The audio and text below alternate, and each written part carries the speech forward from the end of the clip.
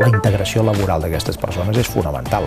La integració a l'escola dels nens i nenes amb discapacitats és fonamental. També aquí a Catalunya és un molt bon exemple i un bon model. No? Vull dir que en general, si et vas mirant quin grau de resposta som capaços de donar com a país, no?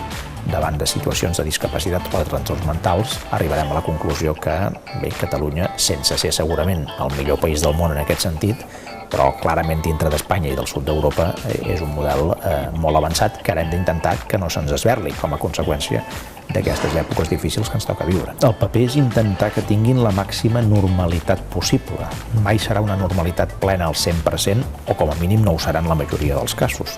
Però bé, això és així, no? Ara, dintre de les possibilitats que hi hagi, el que hem de fer és que totes les capacitats que tenen aquestes persones, que són moltes, aquestes capacitats aflorin i siguin aprofitades pel conjunt de la societat, per a elles mateixes, per aquestes persones, per les seves famílies, però també pel conjunt de la societat.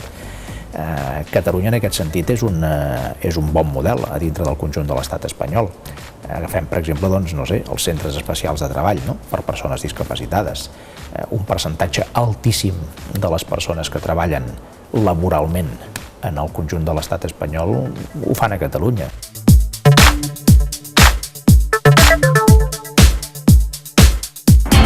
El que no faria és un tallat, perquè jo no prenc cafè. Però bueno, per això és lo de menys. Lo important és la conversa.